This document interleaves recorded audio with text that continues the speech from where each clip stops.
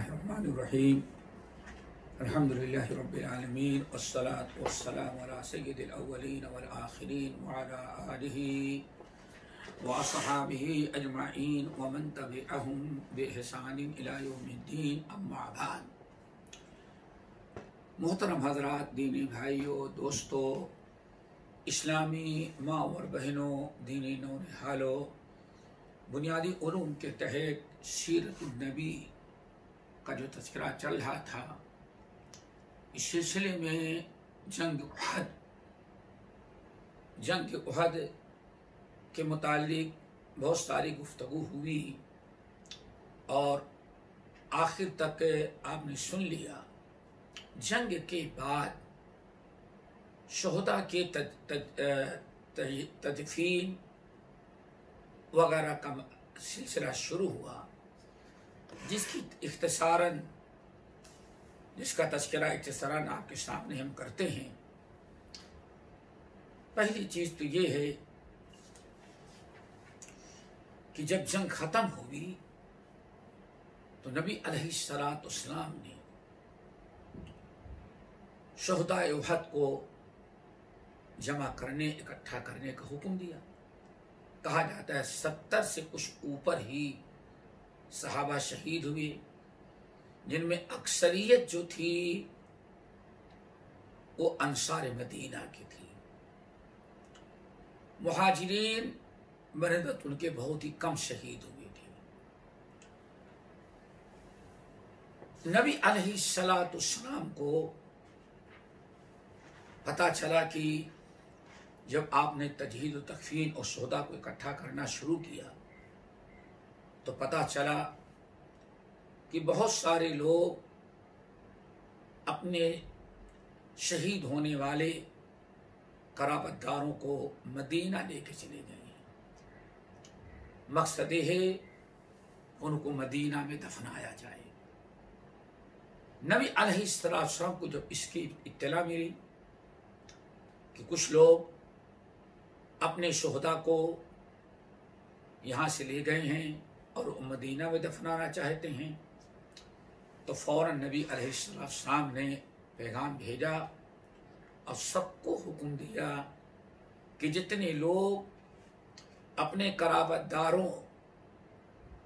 دار شہیدوں کو مدینہ لے کے گئے ہیں، مدینہ میں دفنانا چاہتے ہیں، ان کے لیے ضروری ہے کہ اپنے شہداء کو واپس لوٹا دیں۔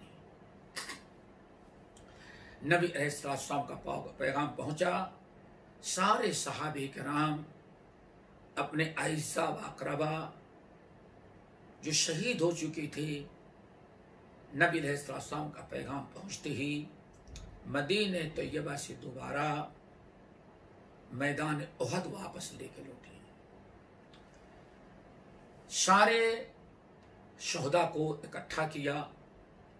آپ نے جسے سنا 70 سے کچھ زیادہ تھے۔ نبی علیہ السلام کے سامنے کئی چیزیں ہوئی۔ نمبر 1 کہ 70-75 الشہداء جو ہیں، اب اتنی قبریں کھودی جائیں، یہ بہت ہی اس وقت بڑا نازک مسئلہ تھا۔ 70-75 قبروں کی کھودنے کے لیے آدمی چاہیے، اس کے لیے وقت چاہیے، اور سب سے بڑی مشکل یہ کہ اکثر صحابہ کرام زخمی تھے۔ جو شہادت سے بچ گئے تھے ان میں بھی اکثر شدید زخم سے لاچار تھے، چلنے پھرنے، حرکات و سکنات سے بہت زیادہ کمزور ہو چکے تھے۔ کسی کا ہاتھ کٹا ہے، کسی کا پیر ٹوٹا ہے، کسی کے سر پھٹا ہوا ہے۔ زخمی انسان قبر کھودنے کے لیے اس کی ہمت نہیں پڑتی۔ ایک تو یہ تھی، قبر کی کھدائی کا مسئلہ بڑا ٹیڑھا تھا۔ نمبر 2، اتنے کفن کا انتظام بھی اس وقت دشوار تھا۔ 70 80 70 75 لوگوں کے الگ الگ کفن دینا ان ناممکنات میں سے ہو گیا تھا. اسی لیے نبی علیہ السلام نے اس مشقت سے بچنے کے لیے دو چیزیں اپنائی. نمبر ایک قبر کھودی جاتی، ذرا چوڑی کر دی جاتی، تو ایک قبر میں 2 3 آدمی کو دفنایا جاتا. 2 3 آدمی ایک قبر میں دفنائے جاتے. اسی طرح سے کفن کا معاملہ آیا تو ایک چادر ہوتی، ایک کپڑا ہوتا، اسی میں 2 3 شہداء کو کفنا کر کے لپیٹ کر کے قبر میں اتار دیا جاتا تھا. یہ نبی علیہ السلام نے 2 چیزیں اپنائی. اسی لیے جب ایک کفن میں 2 کو رکھا جاتا یا قبر میں ایک کے بعد دیگرے 2 کو اتارا جاتا تو نبی علیہ السلام کنارے کھڑے رہتے اور پوچھتے کہ یہ 2 یا 3 جس کو ایک ساتھ دفنایا جا رہا ہے، ان میں قرآن کس کو زیادہ یاد تھا؟ اس میں کوئی حافظ قرآن تھا یا پورے قرآن کا حافظ نہیں تھے لیکن سب سے زیادہ کس کو قرآن یاد تھا؟ صحابہ کرام جب نبی علیہ السلام کو بتا دے کہ ہاں یہ شخص حافظ قرآن ہے یا ان تینوں میں سب سے زیادہ اس نے قرآن یاد کیا تھا، تو نبی علیہ السلام اس کو فضیلت دیتے، اس کو مقدم سب سے پہلے رکھتے، پھر اس کے بعد والا، پھر اس کے بعد والا. اس سے اندازہ لگائیں کہ نبی علیہ السلام کے نزدیک یا جو کہ اسلام میں اللہ رب العالمین کے نزدیک قرآن اور اس سے جڑنے والے، قرآن یاد کرنے والے حفاظ قراء، ان کا کتنا اونچا مقام و مرتبہ ہے کہ کفنانے اور دفنانے میں بھی نبی علیہ السلام سب سے پہلے پوچھتے کہ بتاؤ اس میں قرآن کس کو زیادہ یاد تھا، اس کو مقدم کیا جاتا.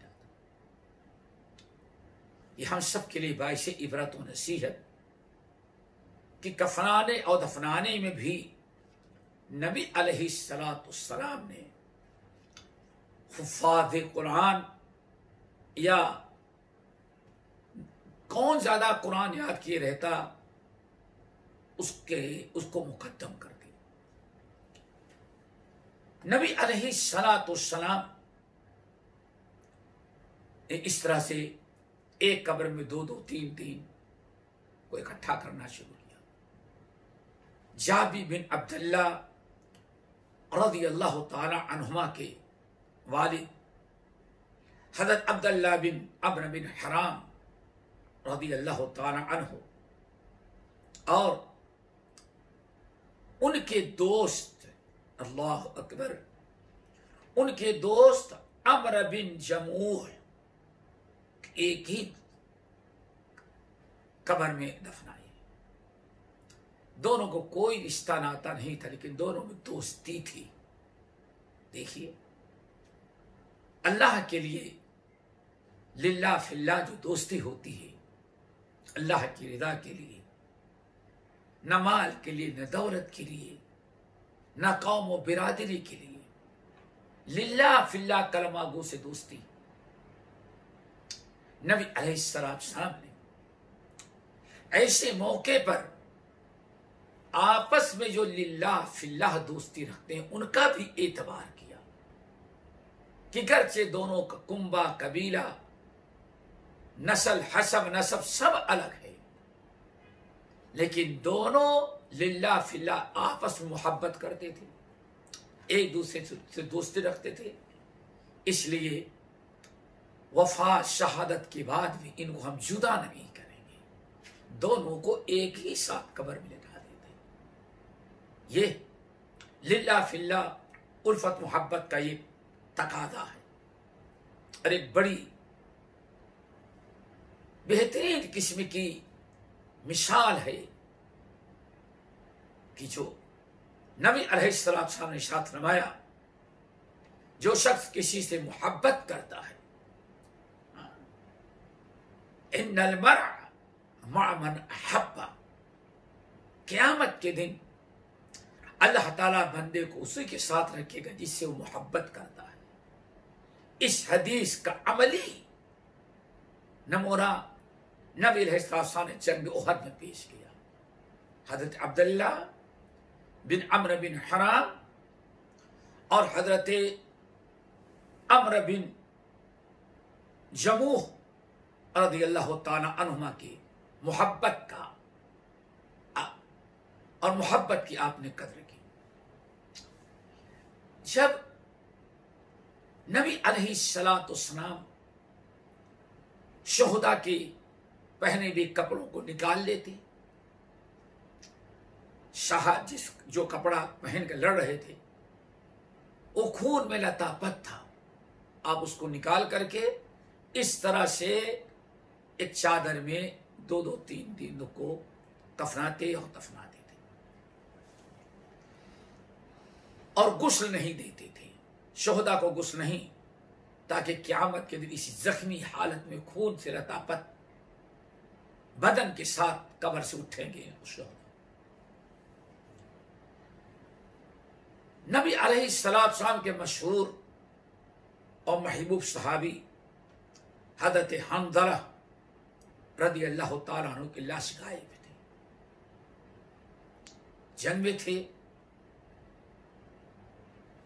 نبی علیہ السلام جنگ کے خاتمے پر شہداء کو اکٹھا کیا اور تجہیز تکفین شروع کیا، تو سارے شہداء کے جسم ملے، لیکن حنظلہ رضی اللہ تعالیٰ عنہ غائب تھے۔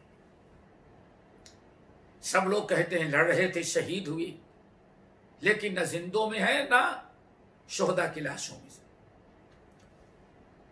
نبی علیہ السلام نے لوگوں کو حکم دیا کہ ان کو ذرا تلاشو۔ تلاش شروع ہوئی، لوگ اپنے غائب بھائی حنظلہ رضی اللہ تعالیٰ عنہ کو ڈھونڈنے کے لیے چاروں طرف پھیل گئے۔ ایک جگہ کچھ لوگوں نے دیکھا کہ زمین پر لٹائے ہیں اور ان کے بدن سے پانی ٹپک رہا ہے، جیسے انسان غسل کرتا ہے، غسل کرنے کے بعد جسم سے، بالوں سے، سر سے، بدن سے پانی ٹپکتا ہے، ایسے ان کے بدن سے پانی ٹپک رہا تھا۔ بالکل واضح تھا کہ ان کو نہلایا گیا، حالانکہ شہداء کو نہلایا نہیں جا رہا تھا۔ یہ پہلے صحابی ہیں شہید جن کو شہادت کے بعد غسل دیا گیا، ان کی لاش کو اٹھا کر کے نبی علیہ السلام کے سامنے لا کے رکھا گیا۔ صحابہ کہتے ہیں جب نبی علیہ السلام کے پاس اٹھا کے لائے تو ہم لوگ دیکھتے تھے ان کی بدن سے پانی ٹپک رہا تھا غسل کا۔ بڑی حیرت ہوئی۔ نبی علیہ السلام پر وحی نازل ہوئی کہ ان کو فرشتوں نے غسل دیا ہے۔ اللہ اکبر! یہ حنظلہ رضی اللہ تعالیٰ کا مقام مرتبہ دے گئے۔ آپ نے فرمایا غسلہ الملائکہ، ان کو فرشتوں نے غسل دیا ہے۔ اسی وقت سے ان کا لقب غسیل الملائکہ پڑ گیا، یعنی ایسا خوش نصیب جس کو فرشتوں نے غسل دیا ہے۔ اب ایک کو بڑی فکر ہوئی کہ آخر اس شخص کو فرشتوں نے کیوں غسل دیا؟ نبی علیہ السلام نے معلوم کرایا تو ان کی بیوی سے جا کر کے جب لوگوں نے پوچھا، بتایا کہ ان کو جنابت لاحق تھی، اسی حالت میں جنگ میں نکل گئی اور شہید کر دیے گئے، ان کو غسل کا موقع نہیں ملا تھا۔ نبی علیہ السلام نے وجہ بتائی کہ اس لیے ان کو غسل دیا ہے فرشتوں نے۔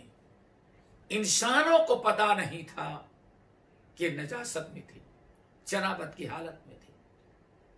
اللہ نے بذریعہ وحی فرشتوں کو حکم دیا، اللہ نے فرشتوں کو حکم دیا، اور نبی علیہ السلام نے تحقیق کیا، تب یہ بات معلوم ہوئی۔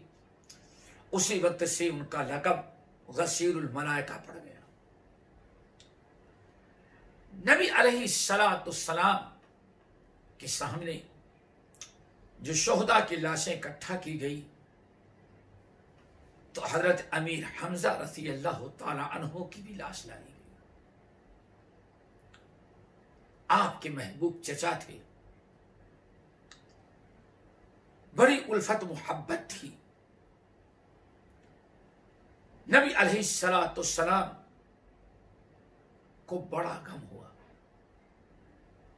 اتنا غم آپ کو زندگی میں کبھی نہیں پہنچا تھا جتنا اپنے محبوب چچا حمزہ کی شہادت کو دیکھ کر۔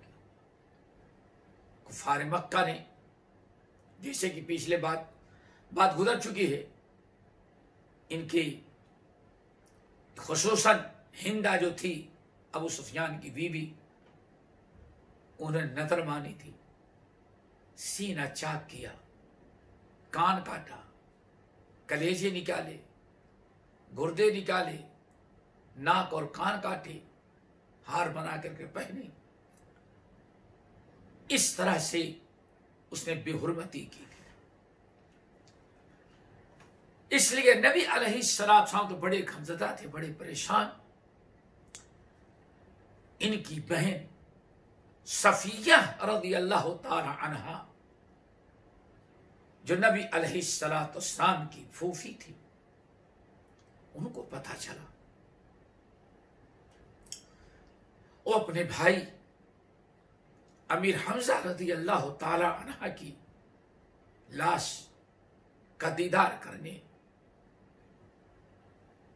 دیکھنے کی غرض سے بڑی تیزی کے ساتھ جہاں ان کی لاش رکھی ہوئی تھی وہاں آ رہی تھی۔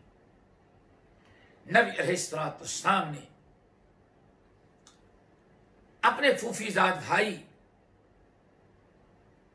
جو صفیہ رضی اللہ تعالی عنہ کے بیٹے تھے، زبیر رضی اللہ تعالی عنہ، حکم دیا کہ زبیر ان کو روکو۔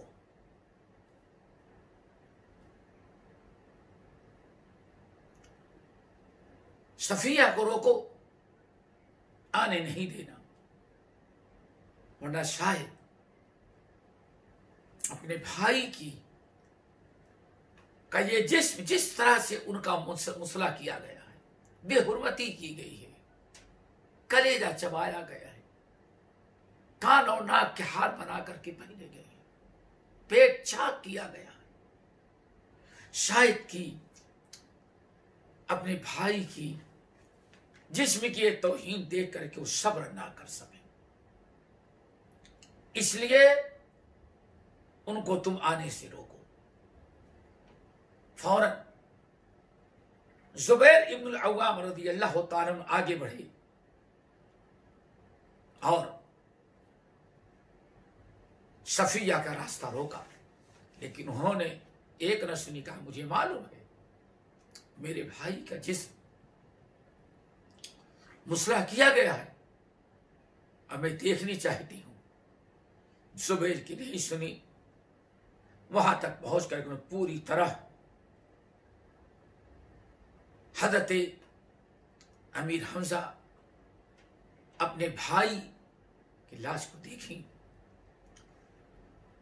رونے لگی اور کہا انشاءاللہ ہمارے بھائی کے درجات جنت میں بڑے بلند ہوں گے اور بہت اونچا مقام مرتبہ ہوگا، میں صبر کروں گی۔ اس طرح سے انہوں نے بڑے ہی صبر اور ضبط کا مظاہرہ کیا اور بڑی ہی ہمت سے کام لی۔ دفنانے کی جب باری آئی تو نبی علیہ السلام نے حضرت امیر حمزہ رضی اللہ تعالی عنہ اور حضرت عبداللہ بن جہش رضی اللہ تعالی عنہ جو رشتہ دار بھی تھے اور دونوں رضائی بھائی بھی تھے، نبی علیہ السلام نے ان دونوں کو ایک ساتھ ایک ہی قبر میں دفنایا۔ اب بڑی دعائیں کی، اللہ رب العالمین سے مغفرت کی، قبولیت کی۔ حضرت عبداللہ بن مسعود رضی اللہ تعالی عنہ کے بیان کرتے ہیں کہ نبی علیہ السلام نے حضرت حمزہ بن عبد المطلب کی شہادت، ان کی جسمانی مسئلے کو دیکھ کر کے اور جدائی کا صدمہ لے کر کے اس قدر روتے رہے کہ آپ کی آواز نکل جاتی تھی۔ اتنا روتے ہوئے میں نے نبی علیہ السلام کو کبھی نہیں دیکھا تھا۔ نبی علیہ السلام ان کے جنازے کو سامنے کھڑے ہوئے تو رونے کی آواز بلند ہو گئی۔ وجہ یہ تھی، ایک تو الفت محبت، قرابت داری، احسان اور زندگی بھر کے تعلقات، یہ نبی علیہ السلام کو بڑے صدمے مبتلا کر دیے۔ حضرت خباب بن عرط رضی اللہ تعالیٰ عنہ کا بیان ہے کہ نبی علیہ السلام جب امیر حمزہ کو کفرانے کو حکم دیا تو ہم لوگوں نے دیکھا کہ اس وقت جب دونوں ساتھیوں کو امیر حمزہ اور عبداللہ بن جحش رضی اللہ تعالی عنہما کو جب ایک چادر میں لپیٹ رہے تھے اور کفرا رہے تھے تو چادر بڑی چھوٹی تھی۔ عجیب منظر میں نے دیکھا کہ نبی صلی اللہ علیہ وسلم اپنے محبوب چچا کو کفنانے کے وقت جب چادر سر ڈھانپنے کے لیے کھینچتے تو پیر کھل جاتا تھا، قدم کھل جاتے تھے۔ پھر جب پیر کی طرف کھینچتے پیر ڈھانپنے کے لیے تو سر کھل جاتا تھا۔ آپ اس حالت میں بڑی پریشانی اور کرب و عالم میں تھے۔ آخر میں جب کوئی راستہ نہ ملا اور کوئی سبیل ایسی نہ نکلی کہ آپ اپنے چچا کو مکمل سر تا پا کفنا سکیں تو آخر میں فرمایا، اے لوگو چچا کے سر کو ڈھانپ دو۔ ہمارے ان دونوں عزیزوں کو سید الشہداء امیر حمزہ اور ان کے دوست و محبوب رضا عبداللہ بن جحش، ان دونوں کے سر کو ڈھانپ کر کے پیر جو کھل جاتا ہے اس پر گھاس لا کر کے ڈال دو۔ اس طرح سے دفنایا گیا۔ نبی علیہ السلام کے صحابہ میں جو شہید ہوئی تھی، ایک بڑے محبوب صحابی مصعب بن عمیر تھے، جو سب سے پہلے مدینہ طیبہ نبی علیہ السلام سب سے پہلے جس کو اپنی آمد سے بھی پہلے مدینے میں دائی، مبلغ اور معلم بنا کر کے جس کو بھیجا تھا، وہ مصعب بن عمیر رضی اللہ تعالی عنہ تھے، معلم المدینہ تھے۔ یہ بھی شہید ہوئی۔ بڑی آپ سے ان کو محبت تھی۔ حضرت عبد الرحمن بن عوف رضی اللہ تعالیٰ عنہ کا واقعہ ہے۔ یہ بڑے مشہور صحابی عشر مبشرہ میں سے ہیں۔ عبد الرحمن بن عوف رضی اللہ تعالیٰ عنہ جلیل القدر صحابی، یہ جب مدینہ آئے، بزنس کاروبار تجارت شروع کیا، اللہ نے بڑی برکت دی، یہاں تک کہ مدینہ طیبہ کے مالدار ترین لوگوں میں ان کا شمار ہونے لگا۔ اپنے مال و دولت سے اسلام کو بڑا انہوں نے فائدہ پہنچایا، ضرب المثل تھے، مال و دولت کی انتہا نہیں تھی، ویسے صدقات و خیرات بھی کرتے رہے۔ ایک مرتبہ حضرت عبد الرحمن بن عوف رضی اللہ تعالی عنہ رونے لگے، اور بعض روایتوں کے مطابق روزے سے تھے، روزے کے وقت ان کا غلام، ان کا نوکر کئی قسم کی افطاریاں لا کر کے رکھی عبد الرحمن بن عوف رضی اللہ تعالیٰ عنہ کے سامنے، دن بھر روزے سے تھے، گرمی کا موسم تھا، شدت کی گرمی تھی، دن بھی بڑے ہوتے تھے۔ جب افطاری رکھی گئی اور افطار کا وقت ہوا، دسترخوان میں بیٹھے تو حضرت عبد الرحمن بن عوف رضی اللہ تعالی عنہ زار و قطار رونے لگے، بہت رونے لگے۔ غلام پہنچا، اہل ویال پہنچے، آخر دن بھر ٹھیک ٹھاک تھے، روزے کی حالت میں افطاری کے وقت زار و قطار کیوں رو رہے ہیں؟ یہ کیا مصیبت، کیا بلا آئی؟ بیوی پوچھتی ہے، بچے پوچھتے ہیں، آپ غلام پوچھتا ہے، اہل ویال سوال کرتے ہیں کہ آپ کیوں رو رہے ہیں، آپ کو کیا ڈر ہے؟ آپ اتنا صدقہ خیرات کرنے والے، اسلام کی خدمت کرنے والے، اللہ رسول کی زبان مبارک سے جنت کی بشارت ملی ہے، آپ کیوں رو رہے ہیں؟ کیا پریشانی لاحق ہو گئی؟ اس وقت کہتے ہیں مجھے رونا اس بات پر آ رہا ہے کہ ہمارے بھائی مصعب ابن عمیر رضی اللہ تعالی عنہ جب جنگ احد میں شہید کیے گئے اور اس طرح سے غربت تھی کہ پورا بدن ڈھانپنے کے لیے کفن نصیب نہیں،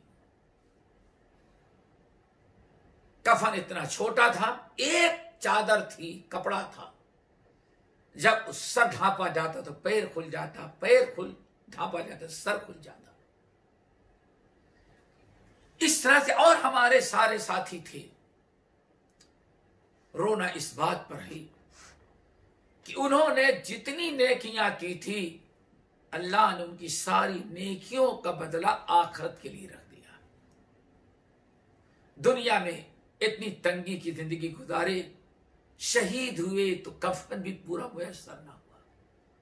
جتنی قربانیاں، جتنی نیکیاں کی تھیں، جتنی قربانیاں دی تھیں، سب کے سب جمع تھی اللہ تعالیٰ کے ہاں، ساری نیکیاں جمع تھی، دنیا میں کچھ ان کو نہیں ملا۔